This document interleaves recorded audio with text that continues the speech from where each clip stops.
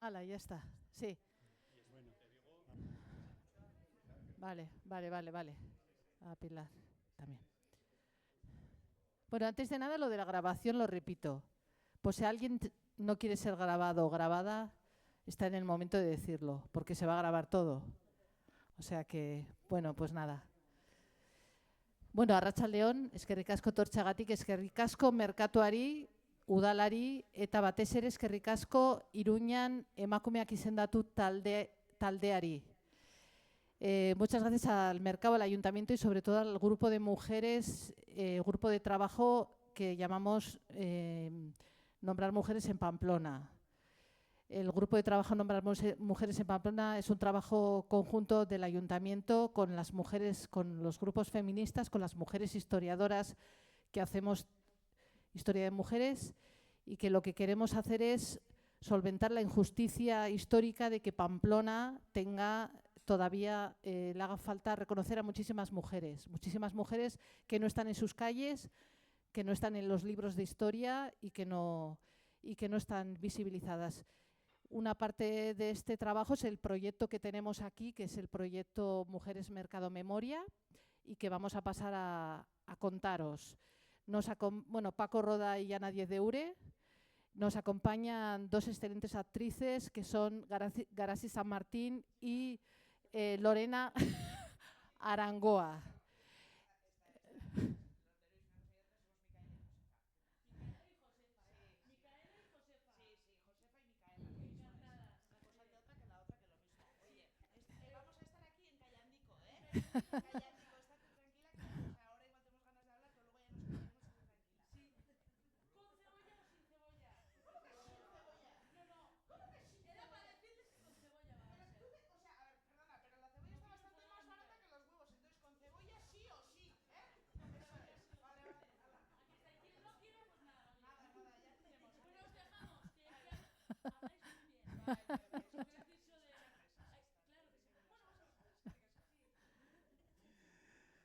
Bueno, pues si os parece empezamos un poco con esta presentación del proyecto, presentación de la exposición, para contaros de qué va, de qué fue esta historia y cómo fue, ¿no? No va a ser una charla al uso que demos entre Ana y yo, sino a conversar entre ella y yo, y en medio, pues, Micaela a veces también intervendrá. Tal día como hoy, a esta hora, hace 75 años, la ciudad era un hervidero de protestas, manifestaciones y marchas de una ciudadanía que decía basta ya. Había comenzado la huelga de 1951, una huelga aún hoy muy poco conocida, ¿no, Ana? Sí, efectivamente. Lo que estamos celebrando es un acontecimiento histórico que sucede entre el 7 y el 11 de mayo de 1951, exactamente 75 años, una huelga general multitudinaria en la ciudad, la primera huelga del franquismo, estamos en 1951, y que está relatada en un libro de José Luis Díaz Monreal, que se titula La huelga de 1951 y otros conflictos laborales en la década de los años 50. Nosotros lo que hemos hecho fundamentalmente es aplicarle a este libro la perspectiva de género. Este libro habla de una huelga, pero no menciona a las mujeres. Y nosotros lo que hemos hecho es sacar a esas mujeres a la luz. Este suceso se conoce como la huelga de los huevos, tengo entendido. Tanto huevo, se conoce como la huelga de los huevos.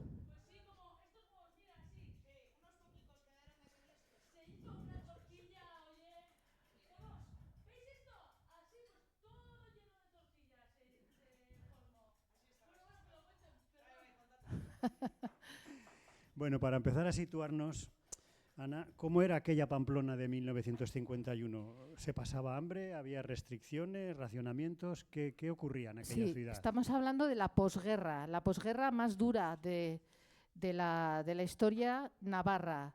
El hambre en ese momento, como actualmente, se utilizaba como arma de guerra. Estamos hablando de una población de 72.000 habitantes más o menos en Pamplona, que tenía todos los productos básicos racionados. Se racionaron desde el año 39 hasta el año 52 y en consecuencia surgió lo que se conocía como mercado negro y el extraperlo. Se comía pan negro, se bebía achicoria y malta, se racionaba la carne, el tocino, los huevos, el pan, el queso, el aceite y el azúcar. Y además de eso fue una época de gran control social, represión y miseria para la mayoría de la ciudadanía y sobre todo para clases populares y para las familias que habían perdido la guerra. Sin embargo, se habían producido protestas similares a esta. ¿Qué ocurrió en Pamplona para que se desencadenara esta huelga y con estas dimensiones? Bueno, sí que es verdad que había varios precedentes de esta huelga general en Pamplona. Sobre todo asoma en Cataluña, en los años 40 empieza a haber huelgas en las fábricas textiles. Las mujeres siempre han trabajado en fábricas textiles y se sublevaron para exigir aumento de sueldo. También hubo una huelga muy famosa en el año 50 que le llamaron la huelga de tranvías de Barcelona, que también se ocasionó por la subida del precio del billete y la mala situación del servicio. Y luego tuvimos también huelgas en las fábricas textiles del País Vasco. Todo esto fue caldeando el ambiente entre la clase trabajadora de la ciudad. Entonces, ¿se puede decir que esta huelga empezó siendo un motín de subsistencia liderado por las mujeres? Efectivamente. Los motines de subsistencia que llamamos históricamente son siempre protagonizados por las mujeres y además de manera espontánea. Las mujeres siempre hemos estado apartadas de la esfera pública y relegadas a la esfera doméstica y por tanto hemos sido las responsables del mantenimiento y la subsistencia de la sociedad. Por eso, en un momento de subida de precios como sucedió en Pamplona, que en un año había subido un 30%, se produce lo que llamamos una huelga de subsistencia y las mujeres se amotinaron. Estos motines de subsistencia, Ana, han sucedido más veces. Tengo entendido que hay algunos muy famosos, ¿no? Sí, hay muchas referencias históricas a motines de subsistencia y siempre suceden en momentos de hambrunas, sequías, malas cosechas y guerras. Algunos de estos motines han precedido las grandes revoluciones de la historia. El más famoso es el que sucedió los días 5 y 6 de octubre de 1789, conocido, que seguramente os sonará, como la Marcha sobre Versalles, que comenzó precisamente en los mercados de París y donde las mujeres se amotinaron por el precio del pan, su escasez y la falta de derechos. Esto, el hambre y la desesperación de las mujeres fueron la chispa de este acontecimiento histórico. Estamos hablando de la Revolución Francesa y esto mismo pasó en Pamplona en 1951. Pero en Pamplona entonces, ¿quiénes fueron estas mujeres protagonistas de la huelga del 51? ¿Sabemos? A ver, tenemos muy poco conocimiento de estas mujeres. Lo que sabemos es que entre 1940 y 50 muchas jóvenes navarras emigraron desde sus pueblos a la ciudad, a Pamplona. Muchas de estas mujeres habían permanecido fieles a la República y habían sido de familias nacionalistas. Esa emigración de pueblos a Pamplona ocasionó que muchas de ellas se emplearan en el servicio doméstico. Y las protagonistas de este acontecimiento histórico son dos generaciones de mujeres pamplonesas. Unas de ellas habían vivido ya la Segunda República, habían sido testigos de la conquista de derechos que supuso la Segunda República para las mujeres, y otra generación eran mujeres mucho más jóvenes que habían nacido ya durante la República y la guerra, y eran mujeres que habían vivido una infancia totalmente azotada por la miseria, por el miedo y por la guerra. Esas dos generaciones de mujeres son las protagonistas de este suceso. Todas habían perdido durante la guerra todos los derechos. El derecho al estudio, al divorcio, al voto, al aborto, todos los derechos. Bueno, entonces vamos a ver si nos aclaramos cómo empezó este suceso. Sabemos que todo comenzó el lunes 7 de mayo, o sea, ayer, hace 75 años, pero fue el domingo 6 de mayo cuando se extendió por la ciudad el rumor de que los huevos se venderían a 12 pesetas la docena.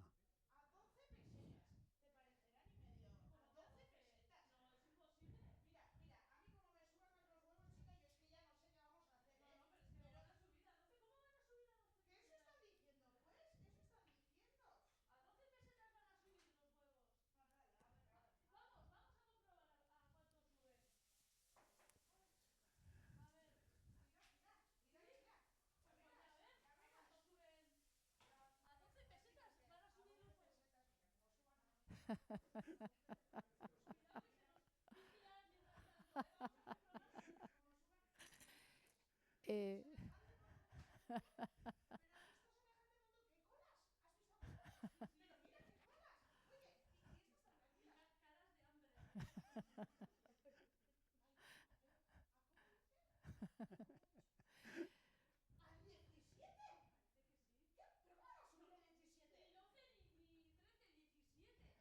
A 17. 17.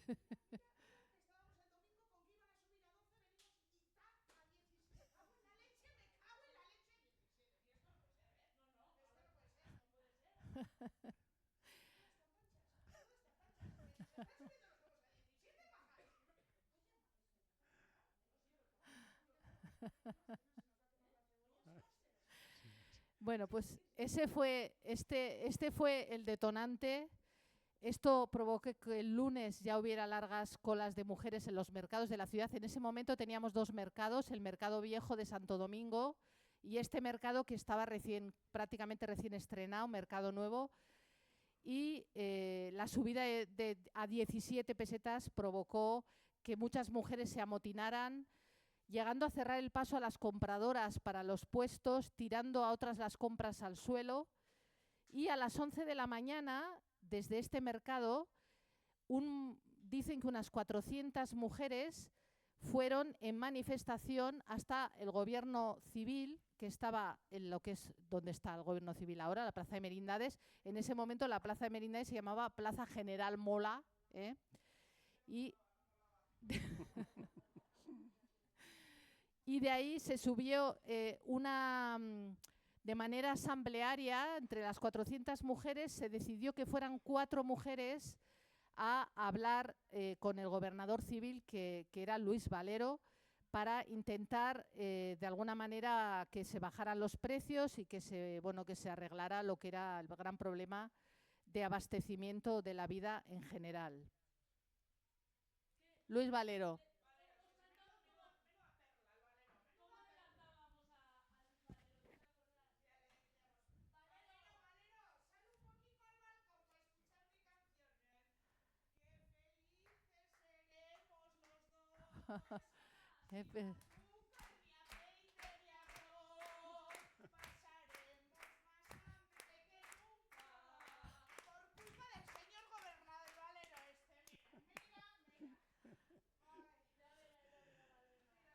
Bueno, pues como veis, en este contexto de tensión aparece en escena un personaje que es el gobernador civil de Navarra, una figura imprescindible en esta historia para comprenderla.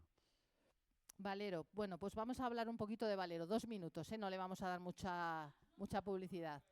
Sí. Luis Valero Bermejo era de Zaragoza y fue militar falangista. Combatió, como para amigo, militar falangista, combatió en el bando sublevado, fue gobernador civil de Ávila durante 5 años y en 1949 pasó a ser gobernador civil de Navarra. Su cometido principal era hacer Navarra falangista. Pues ya sabéis que en Navarra había la facción carlista, navarrista, tradicionalista y, bueno, pues era su objetivo. Él además nombró como alcalde de Pamplona a otro falangista que se llamó Miguel Gortari Errea y que también es otro de los protagonistas de esta historia. Es verdad, Ana, que durante la tarde del 7 ya cerraron algunos talleres y comercios contagiados por la actitud valiente de las mujeres a primera hora de la mañana. Sí, efectivamente, ya desde el día 7 la actitud de las mujeres animó a muchos de los talleres de Pamplona a empezar una huelga. Los primeros fueron pequeños talleres, como por ejemplo la carpintería Urdiro Diez Ponda, que estaba aquí situada en Travesía de Tafalla, y también algunos obreros de la construcción. Se estaba construyendo aquí en lo que es la Plaza Blanca de Navarra, que se llamaba la Plaza del Alcázar. Se estaban construyendo estas casas que las construyeron Felipe Brun y Pablo Barcos, y estos obreros de la construcción también se empezaron a amotinar contra el falangismo. el día 7. Entonces, el día 8 fue un día absolutamente revolucionario en la ciudad, puesto que desbordó a las fuerzas de orden público. Tuvieron que llamar aquí había los retenes que había, pero tuvieron que llamar a las fuerzas, ¿no? Desbordar las fuerzas de orden, y el poder político quiso silenciar esto, todo lo que se estaba desencadenando estos días, con un tópico. Es que la gente de aquí, decían, es extraordinariamente bulliciosa y exagerada. Sí, efectivamente el día 8, en todos los informes, libros que hemos documentado, se habla como ambiente revolucionario. Para que os hagáis una idea, el paro ese día afectó al 80% de la industria y al 30% del comercio en Pamplona. Y se formaron manifestaciones por toda la ciudad.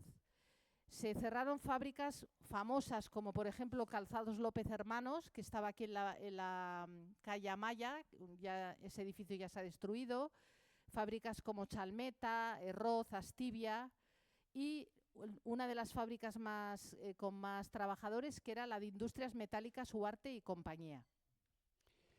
Por otro lado, las fuentes oficiales que hemos ido consultando, para que sepáis también un poco, estas fuentes, Ana, ¿cómo describen a estas mujeres? ¿Cómo era el ambiente en las manifestaciones? Sí, estas fuentes, que son las fuentes falangistas fundamentalmente, describen a las mujeres, dice que las manifestaciones, todas las manifestaciones estaban precedidas de miles de mujeres, claro, mujeres con niños y niñas, porque las mujeres en esa época tenían muchos hijos y muchas hijas, y que iban todas ellas de mala nota, gesticulantes y enardecidas, y que daban gritos de más aceite y más pan.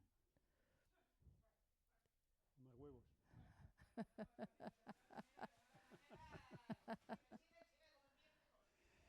Bueno, es verdad, Ana, a ver si esto es verdad o no es verdad. ¿Es Sí. verdad que hubo un suceso en esos días en el que se vio implicada la viuda de Mola?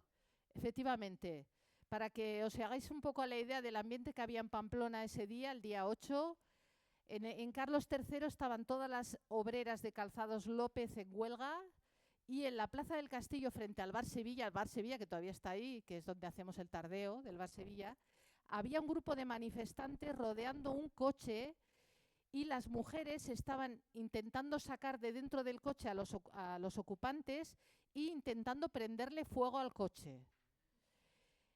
Pamplona, 1951. Y entonces, ¿quién estaba dentro de ese coche? Pues dentro de ese coche estaba ni más ni menos que la viuda de Mola, que se llamaba Consuelo Vascón Franco, su hija, que se llamaba Consuelo Mola, y su yerno. Y todas esas mujeres que querían quemar el coche, ni más ni menos, gritaban: abajo los privilegios, viva el pueblo y no queremos privilegiados. Uno de la huelga fue la delegación de Abastos, que fue incluso apedreado, ¿no? Sí.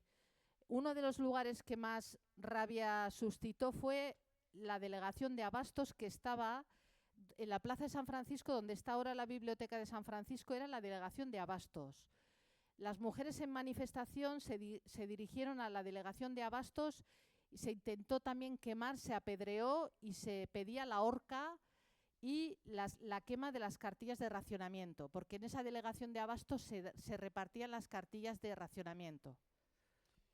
El ayuntamiento, Ana, ¿qué jugó? ¿Quiso mediar esto? ¿Se mantuvo al margen? El alcalde, según has dicho, era Miguel Gortari, Herreas. ¿Qué hizo? ¿Negociar? Sí. ¿Cuál fue su papel? Bueno, las mujeres también, de manera inteligente, después de pasar por el gobernador civil y que no les hizo mucho caso Luis Valero, pues pensaron que podían de alguna manera intentar que mediara el alcalde de la ciudad. Entonces se dirigieron al ayuntamiento. El alcalde, ya os he dicho, que era Miguel Gortari, que era designado por Luis Valero, claro, falangista. Entonces, algunas de ellas también de manera asamblearia subieron a hablar con el alcalde para pedirle que intercediera y mediara con ellas frente al gobernador. La verdad es que no sabemos muy bien si el alcalde estaba por mediar o por no mediar, pero Luis Valero se negó a ninguna mediación, prohibió la mediación del ayuntamiento y del gobierno y de la diputación. Entonces, bueno, ese día, el día 8, empezaron ya las detenciones. Por la tarde, el día 8, los piquetes lograron cerrar todos los lugares emblemáticos de la ciudad. Os los voy a nombrar porque muchos de ellos ya los tenemos todavía. El Casino Eslava, el Café Kuch, el Café Iruña, el Frontón Euskal Jai, que ya no lo tenemos, el Teatro Gayarre, el Cine Olimpia, que era el antiguo Cine Carlos III, y el Cine Alcázar. A las 8 de la tarde la tensión crecía con más de 6.000 manifestantes congregados en la Plaza del Castillo. En ese momento ya comenzaron los golpes, las carreras y las detenciones por parte de la Guardia Civil. Desde Radio Requete de Navarra, que ya os sonará también, el delegado del Gobierno anunció represalias y amenazó a la población con el cese de los huelguistas de todos sus contratos. Y entre las cosas más sorprendentes de esta huelga, algo insólito, es que la prensa internacional, desde el New York Times al Washington Post, pasando por el Times de Londres, o Le Figaro o Le Monde, se hicieron eco de esta huelga. Toda esta prensa.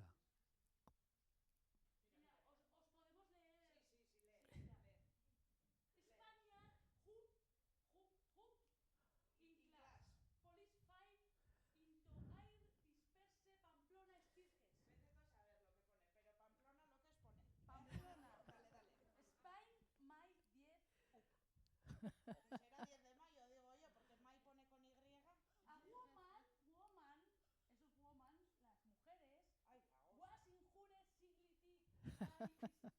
signify buller. Jere Today. Bueno, pues seguramente que la hemos liado terrible, ¿no? Hombre, Jere Today suena a que está casi metiendo Pamplona, ¿no? Mira, Police, que será policía, ¿no? Policía clase, que sí, que con mucha clase será Striker y Ortes. Vete a saber, ¿eh? Pero que Striker fue que dieron lo que quisieron, ¿eh? Striker que sí, claro. Mira, espera, te voy a leer una que tengo aquí.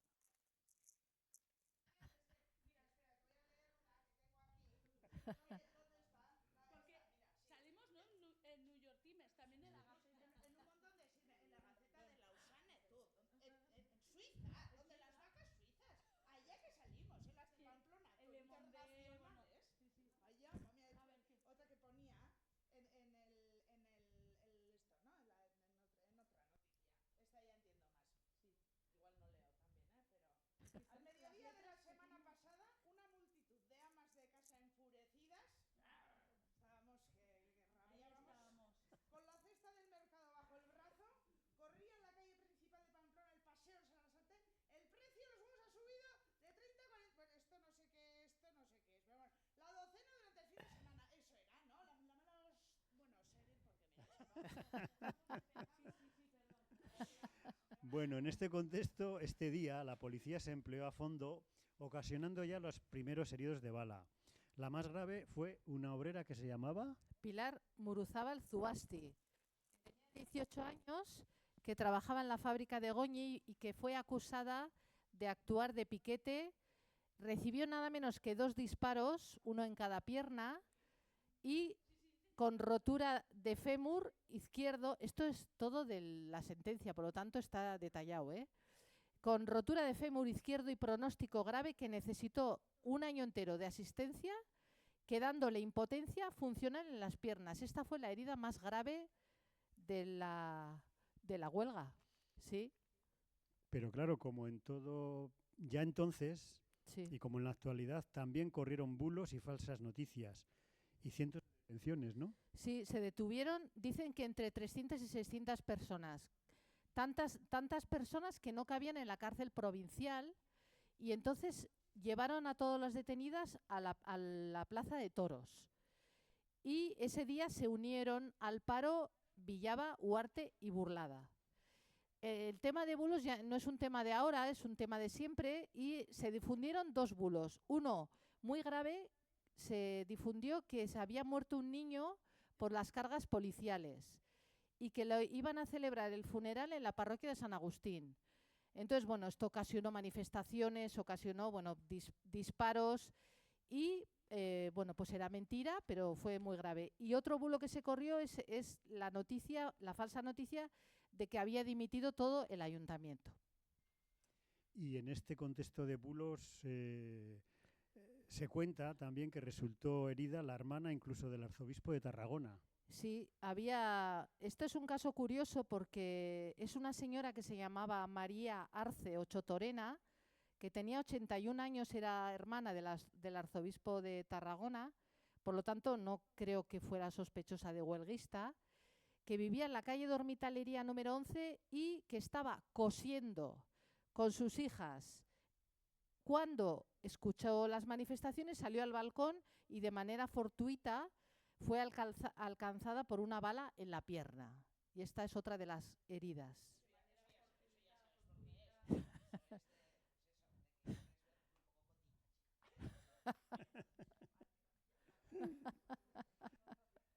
Bueno, vamos avanzando en los sucesos y el día 11 de mayo parece que se fue normalizando y presionado por los empresarios para negociar. Sí, el día 11 ya, bueno, haceros la idea que llevamos desde el día 7, ¿eh? 7, 8, 9, 10, o sea, estamos ya pues un poco cansados. Y entonces en ese día solamente quedaron en huelga los talleres metálicos Huarte y Compañía y Calzados López Hermanos, que eran las mayores fábricas. Se les amenaza a estos obreros bueno, pues con rescisión de contratos, y los empresarios se empiezan a asustar porque ven que todos sus obreros están o detenidos o heridos o amenazados y no tienen gente para trabajar, y entonces van al gobernador civil para pedirle cierta mesura, cierta flexibilidad y que por favor pues evite sanciones, pérdidas de sueldos y tal y cual. Sin embargo, se sucedieron las detenciones y hubo hasta 10 mujeres detenidas y 3 fueron juzgadas. Sí, de todas las mujeres detenidas, que no tenemos exactamente el número, hay 10 que nos aparecen como en el sumario. Y de todas ellas, de 10, hay 3 que son encarceladas. De las que son detenidas, voy a decir los nombres y de lo poco que se sabe de ellas. Una tal Laura Lacabe Lusarreta, que vivía en la calle Amaya y tenía 34 años, que dice que había ido a comprar los huevos el día 7 y que se había unido a la manifestación. Bueno, todas dicen que no han hecho nada. Eso también tiene su lógica, claro. Esta fue detenida el día 9. Petra Equiza Alerga, que tenía 54 años y vivía en la calle Gorriti. Juana Ruiz Badós, no sabemos dónde vivía. Una modista de 23 años que era natural de La Raga, que se llamaba Pilar Moreno Rodríguez. Esta fue una de las mujeres que fue al gobernador civil a pedirle mediación. Luego, una mujer que fue una famosa raquetista. Sí, ¿no? entre la documentación es muy curioso porque aparece la primera raquetista profesional navarra, que es Natividad Bella Esparza. Es una pamplonesa que nació en el año 35 en la calle Tejería y que en el motín tenía 16 años. Entonces, ella dice que también fue a comprar huevos al mercado y que también se unió a la manifestación de mujeres que fueron al gobierno civil.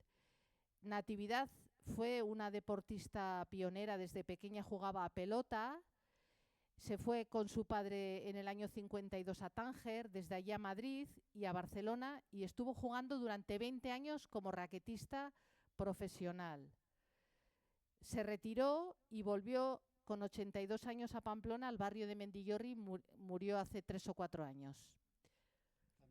También hubo 2 amigas vecinas que compartían profesión, Mónica y Micaela, acusadas de mala conducta. Sí, es que es muy interesante porque estas Mónica y Micaela son las dos, les llaman extremadoras. Ya sabes que aquí hay extremar, limpiar, extremadoras. Tienen las dos más o menos 27, 28 años y vivían las dos en el mismo número de la calle Estafeta, en el número 25. Una es de Beire y otra es de Arroniz. A las dos les acusan de, bueno, de piquetes, de mal habladas, de mala conducta, de intimidar y amenazar a los obreros y de obligar a pues a los establecimientos a cerrar. Estas dos fueron condenadas a 1 año de prisión por estos motivos. Y entre todas ellas, muy reconocida en las pasarelas de moda de Londres, de París y de Nueva York, nada menos, ¿no? Sí, esta es otra de las mujeres que nos han sorprendido mucho, una mujer que no es nada conocida en Pamplona, que se llamaba María Victoria Orozziordia, apodada Vicky, que nació en el año 28 en la calle Javier. Me voy a detener un poco en esta porque tiene una historia un poco más bonita y curiosa. Y trágica, eso. Ella es acusada de que el día 11 de mayo, estando en su casa en la calle Javier, gritó a unos obreros que estaban haciendo una obra en la plaza de Compañía, les gritó que eran unos esquiroles, que cómo podían trabajar con la situación que había en Pamplona. Parece ser que tiró alguna piedra a alguno de ellos y le hirió en la cabeza. Entonces la denunciaron por haber agredido a un obrero, por haber incitado a la huelga y la detuvieron. El caso de esta mujer es muy interesante porque ella se va a Madrid, desaparece de Pamplona y aparece durante los años 50, es una de las modelos españolas más conocidas. Trabajó de modelo para hay una firma llamada Jesús Vargas y Emilio Ochagavía, que era de Falces, un modisto, y ella trabajó para esta firma de modelos. Aparece en cantidad de fotografías, claro, como es modelo espectacular, y estuvo por Europa, trabajó en Londres, trabajó para la BBC.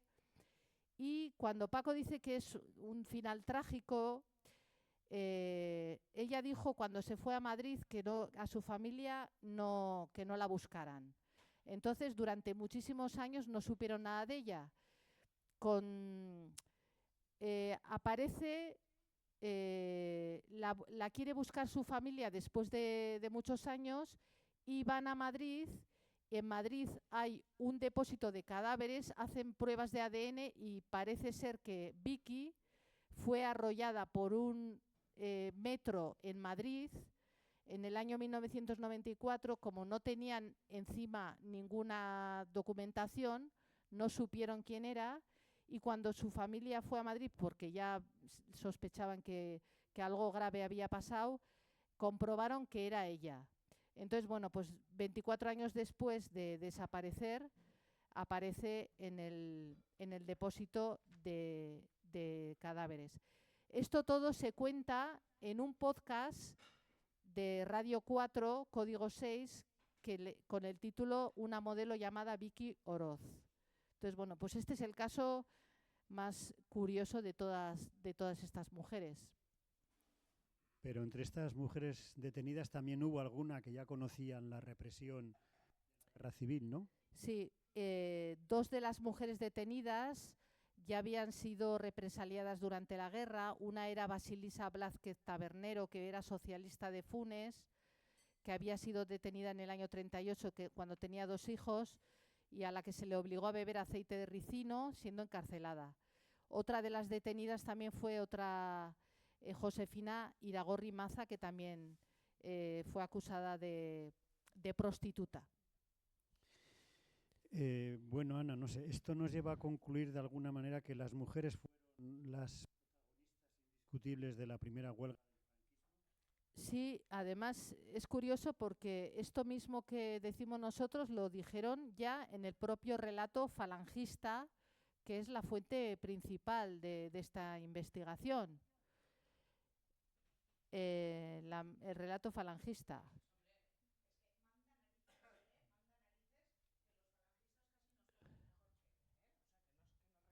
Por eso, o sea, que nos han dado como valor encima, ¿no? Los falangistas. Escribió el que manda, el valero, ¿no? Hombre, o sea, que ya sabéis ir contando, ¿sabes? Que no cuenten nada. Claro. A ver, no cuenta las historias, ¿no? Sí, el relato falangista dice, os leo textualmente, el ambiente de subversión lo dieron especialmente las mujeres, muchas de ellas muchachas de servicio y operarias de talleres. Casi todas o todas eran familiares de fusilados del 36, que guardan un resentimiento grande por los fusilamientos del 36, mezcladas con mujeres públicas, algunas de las cuales tuvieron una intervención prolongadísima. Eso dijeron. Bueno, y con esto pues damos por concluida esta No, charla representación. ¿No la damos por No. concluida? ¿O nos falta una? Falta una, sí. Esa es la que nos falta. ¿Cómo interpretamos hoy, con los ojos de hoy, estos hechos y estas protagonistas? Pues nosotros, claro, desde el grupo Nombrar Mujeres en Pamplona, pues nos parece que es muy injusta la invisibilización y la falta de reconocimiento de estas mujeres amotinadas, valientes, instigadoras de la primera huelga general del franquismo. Y más teniendo en cuenta que esta huelga, como ya hemos dicho, puso a Pamplona en la vanguardia de la lucha contra el franquismo y fue destacada en prensa internacional en Francia, Bélgica, Colombia, Estados Unidos, generando, no solamente saliendo en prensa, sino generando una ola de solidaridad sin precedentes en el mundo, como por ejemplo la del oscarizado, un actor, como ahora Javier Bardem, también en el año 50, había un actor puertorriqueño, José Ferrer, que se solidarizó con la huelga de Pamplona. Y además se movilizaron en solidaridad obreros de ciudades como Marsella, Lyon, Po, Bayona y Burdeos. Con esto terminamos. ¿Alguna pregunta? Y luego nos comemos la tortilla.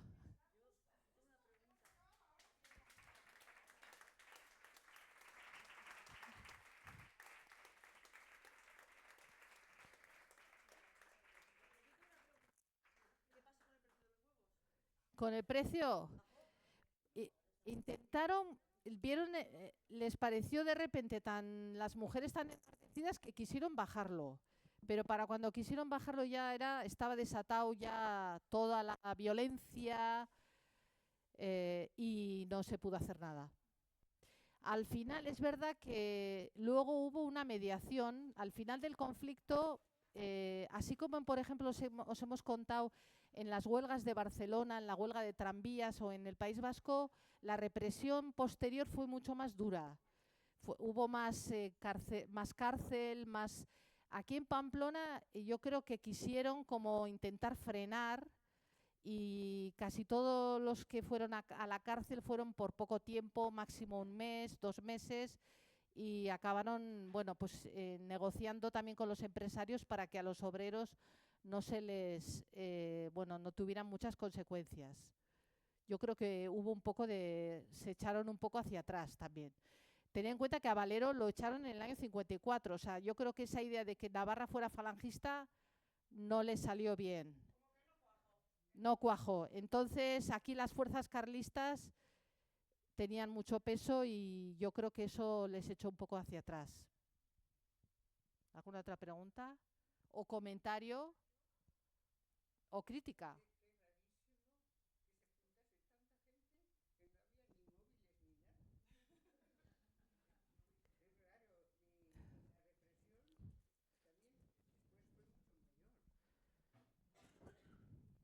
Que la represión luego fue mucho mayor.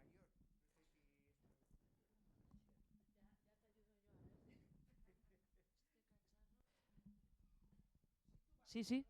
Hola, hola. Eso, que yo he vivido en San Sebastián y la represión fue horrorosa. Sí, yo creo que hubo miedo porque realmente Pamplona tuvo un poco el factor sorpresa, porque recordar que Pamplona se alineó con el bando sublevado.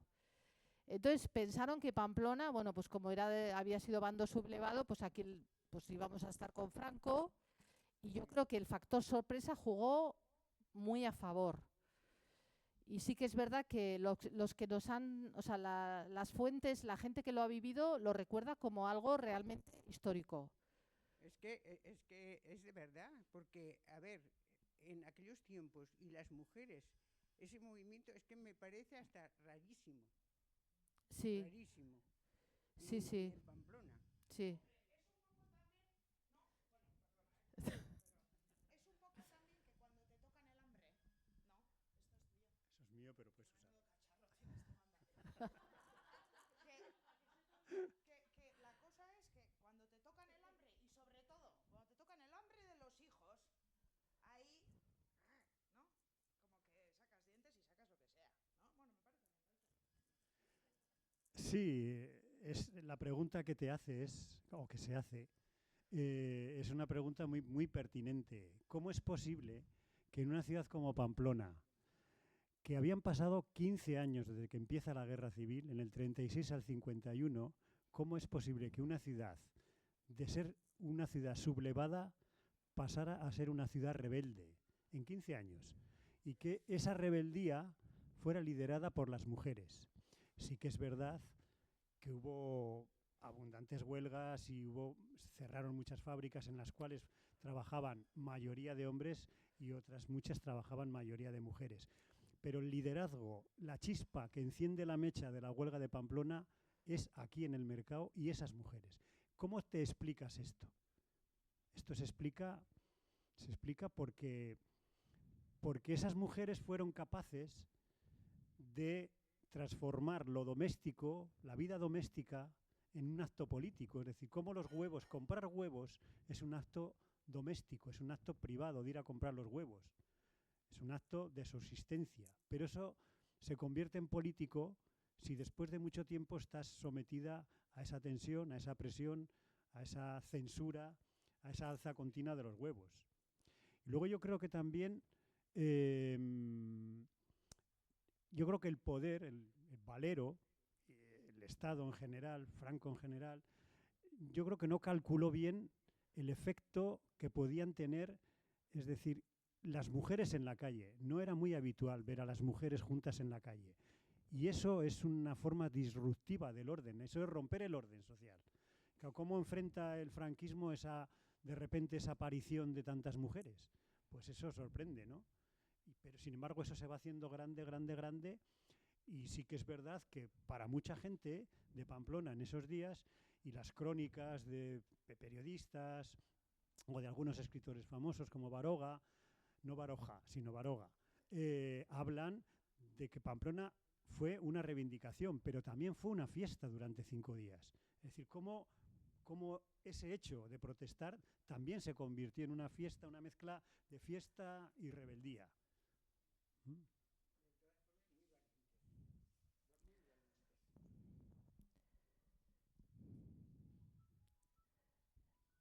Lo de la cobertura de la prensa internacional ¿no os ha sorprendido? A nosotros nos sorprendió mucho. Cuando lo leímos, o sea, que el New York Times,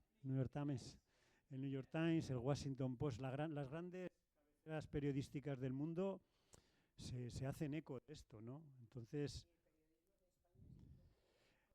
en la exposición hemos sacado las noticias de todos estos periódicos y las noticias de la prensa local.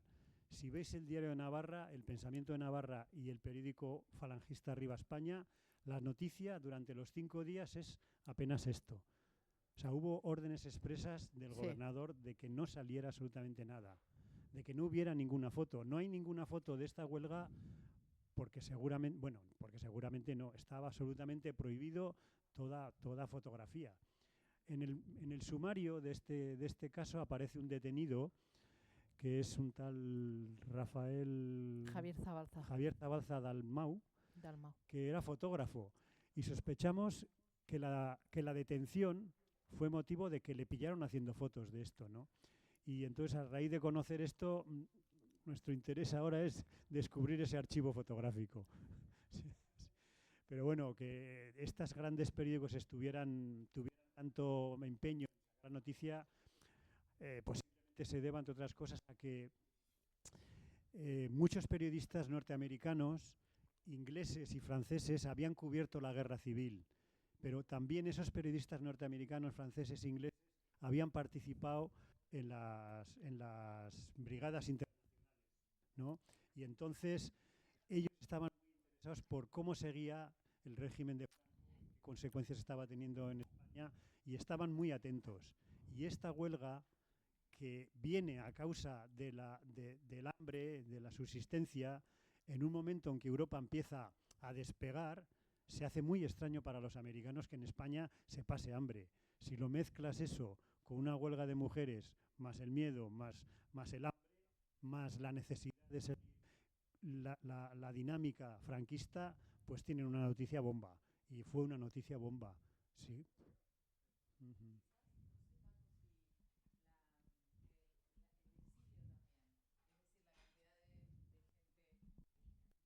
Por la parte que me toca, la cantidad de gente exiliada también despertó quizás esas redes, ¿no?, fuera del país que pudieran hacer que las noticias también, yo por experiencia, ¿no?, de querer saber qué estaba pasando y preocupación por la familia que había quedado. Entonces, bueno, toda esa combinación, lo que es claro que pensando en lo contemporáneo, lo que ocurre con espacios como las ollas populares y demás en Latinoamérica, el espacio de reunión es el que termina generando la organización. Por eso, Sí. en torno a los huevos, ¿no? Y a un espacio donde había encuentro, que era el mercado. Y de ahí, no sé si había muchos más espacios de encuentro en los años 50 para la ciudadanía, que fuera el momento del mercado donde seguro los rumores, toda la información, ¿no?, un poco extraoficial circularía. Sí, yo creo que es interesante lo que dices porque es una parte importante de este trabajo, es el dar valor a lo que es el mercado. O sea, los mercados ahora no, han perdido su centralidad, pero realmente los mercados han sido los espacios de trabajo y de encuentro de la mayoría de las mujeres. Y de hecho, si vamos a países pues asiáticos o africanos, todavía tú vas a los mercados y realmente es donde se ven las mujeres. Esa centralidad que tiene el mercado, que ha tenido toda la vida, pues también ha sido precisamente el espacio donde las mujeres han podido hacer política, que es esto. Esto es hacer política. O sea, quejarse de que los precios han subido y amotinarse. Y yo creo que el tema del mercado es muy importante también. No le hemos dado nunca tanta importancia. O sea, siempre nos parece que es más importante para la historia, yo qué sé, el ayuntamiento que el mercado, por ejemplo. Pero las mujeres donde hemos estado ha sido en los mercados, no en los ayuntamientos, hasta hace 4 días. Realmente este es el espacio donde hemos estado y hemos hecho la vida y donde hemos hecho política también seguramente. Sí, exactamente. Sí, sí. Y luego también la importancia del colectivo, que siempre, o sea, las mujeres hemos hecho, bueno, los hombres también, pero las mujeres fundamentalmente hemos hecho siempre todos los avances en colectivo. Y no es una ni dos, son 400 las mujeres que van a gobierno civil. Entonces, yo me hago la idea de lo que son 400 mujeres con cacerolas enardecidas llegando a la plaza del gobernador civil a subir al gobernador. O sea, estamos hablando de subir a hablar con el gobernador civil, que era el que mandaba, que era un falangista directamente amigo de Franco.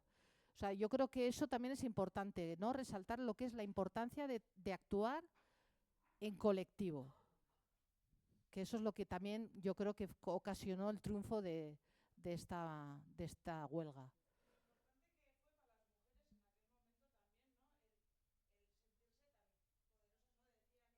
Sí. Sí.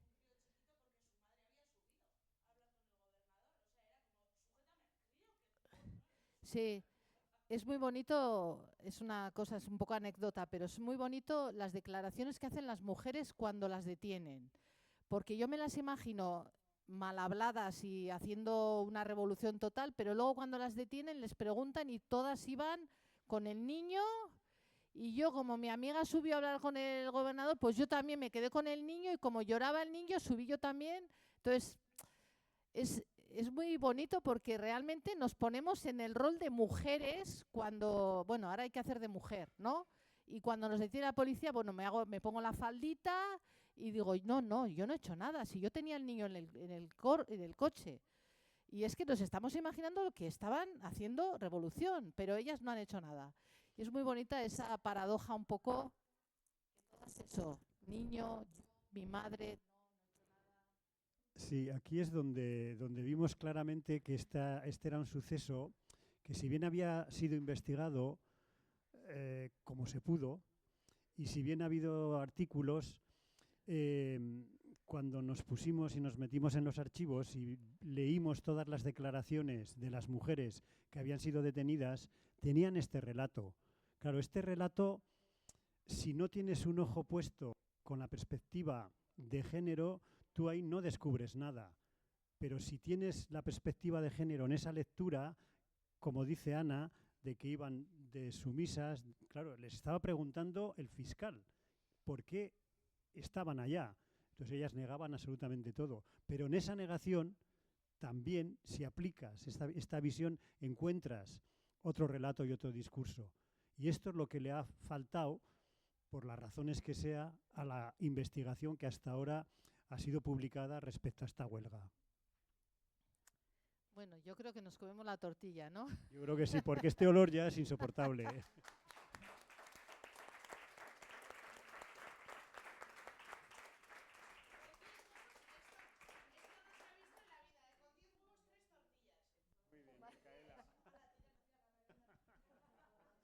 Lo de merendar va en serio, ¿eh?